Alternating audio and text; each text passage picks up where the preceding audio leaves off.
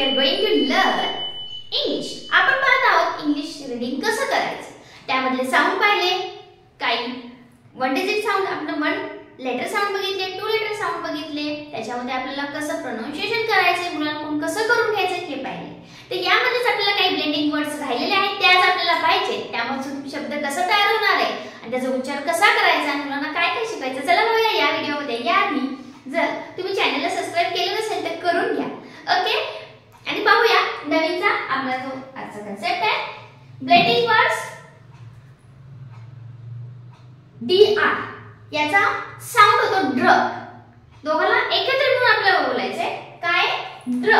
तर यापासून शब्द कुठले बनणार आहेत मग पहा, DROP, ड्र अप, ड्रॉप. Okay, next. आता यामध्ये तुम्हाला हेच नाही तर मोठे मोठे शब्द सुद्धा तुम्हाला करता येतील. पहा, dragon, GON, dragon. Okay, drum, drum up, drum. Drizzle. पहा, ड्र. पहिल्यांदा ह्या साऊंडचे शब्दांना प्रोनाउन्स करायला लावायचे. त्यांना सोपं सोपं वाटायचं. तुम्हाला एवढे मोठे शब्द कुठे पाठ करणार तर पाठ नाही करायचं, जस्ट ओनली रीडिंग करून घ्यायचं. त्याने रीडिंग आपलं होत गेलं त्याने ऑटोमॅटिकली थोड्या वेळाने आपण त्याला थोडेसे अर्थ सांगू, मीनिंग सांगून त्यांना येत राहणार रीडिंग पण आणि अंडरस्टँडिंग पण होणार. ओके, आता हे समजलं ते ड्रिझल काय. तर मला जर वाटत असेल ड्रिझल काय तर थोडासा पाऊस पडत असतो, आपण रिमझिम पाऊस म्हणतो, खूप बारीक पाऊस असतो त्याला ड्रिझल म्हणतात. ओके, एक प्रकारचा पाऊसच आहे. याप्रमाणे तुम्ही ड्रचा उच्चार करून घेऊ शकता. अजून ड्रेन. तुम्हाला उच्चार त्याचं मीनिंग नाही कळलं तरी म्हणायला लावा, त्यामुळे त्याला काय होणार आहे, रीडिंगची सवय लागणार आहे. Okay, drain. अजून काय, drumstick,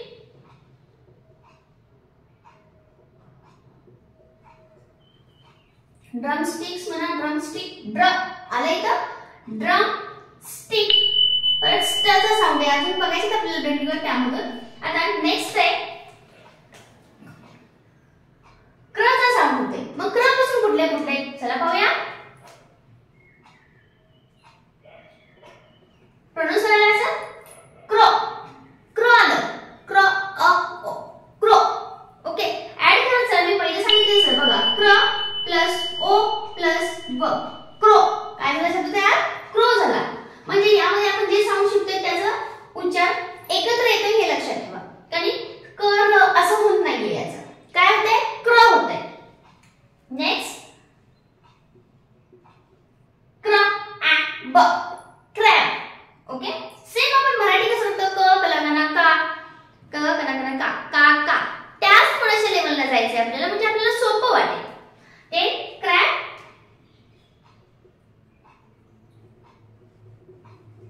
CRE, cradle, cradle.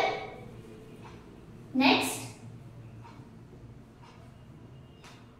Cross, cross, cross. Then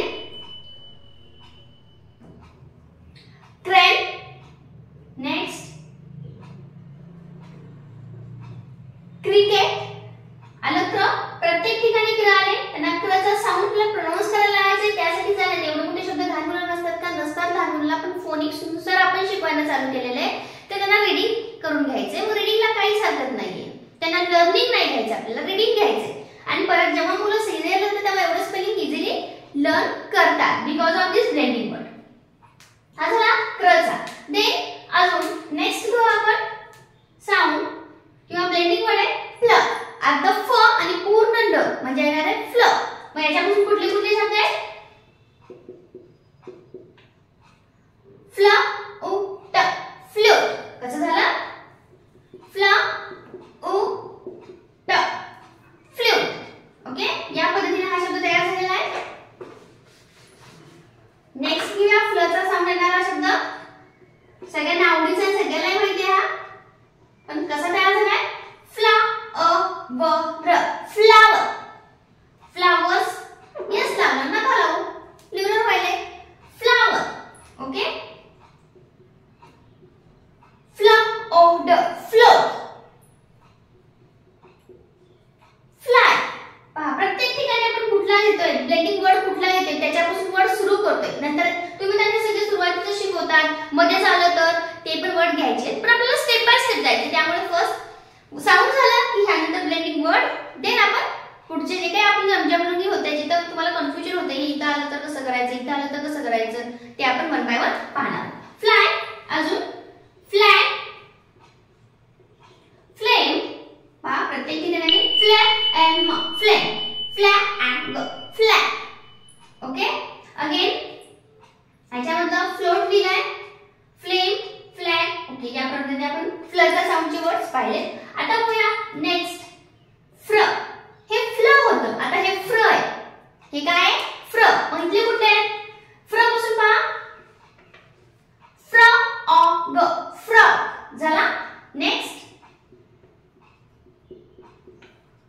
फ्रू, फ्र आहे, फ्र आणि उ आहे, फ्र उ ट, फ्रूट. कारण फ्रला उ लागले त्याला फ्रूट. फ्र इ ल, फ्री.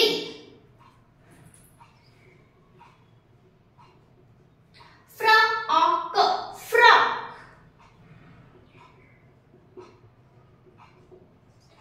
फ्री एच, फ्रिज. डचा साऊंड सायलेंट आहे, डचा साऊंड सायलेंट आहे. फ्र ए म, फ्रेम. पहा प्रत्येक ठिकाणी आपण इथे ड्र शिकलो, तिथे क्र शिकलो, फ्ल शिकलो आणि फ्र शिकलो. म्हणजे प्रत्येक ठिकाणी आपण हे स्टार्टिंगचे लेटर घेऊन वर्ड्स काही घेतले. मुलांना या सांगू क्रो, क्रॅक, क्रॅडल, क्रॉस. सारखं त्यांना रीडिंग करून घ्या. त्यांची जी वळवा त्यांना सोपं वाटायला पाहिजे, हार्ड नाही वाटायला पाहिजे. Flute, flower, flaw, float, fly, flag या पद्धतीने. म्हणजे आपण फ्ल कुठं कुठं येते, मग या फ्ल आला तर फ्ल म्हणायचं, तर कधी म्हणायचं, फल असं नाही म्हणायचं. कारण आपण साऊंड शिकलो, त्याचं नाव ह्याचं साऊंड आहे फ, ह्याचं ल आहे. म्हणजे ते तसं नाहीये, ह्याचा ब्लेंड केलंय, एकत्र मिक्स झालाय आणि एक अर्धा एक पूर्ण आहे. म्हणजे अर्धा फ आणि पूर्ण ल. अशा प्रकारे म्हणजे ब्लेंडिंग वर्ड्स तयार होतात. यानुसार आपण त्यांना प्रोनाउन्स करायला लावायचं. म्हणजे इंग्लिश त्यांना प्रोनाउन्सिएशन व्यवस्थित येईल आणि हळूहळू त्यांना रीडिंग समजून जाईल आणि येऊन पण जाईल. ओके, चला काही डाऊट असेल की नक्की सांगा. व्हिडिओ कसा वाटला, तुम्हाला याच्यातून काही फरक पडतोय का, इझी वाटते का, काही डिफिकल्टीज आहेत का, हे सुद्धा मला कळत चला, कमेंट करत चला. लाईक करून घ्या आणि शेअर सबस्क्राइब करायला विसरू नका. ओके.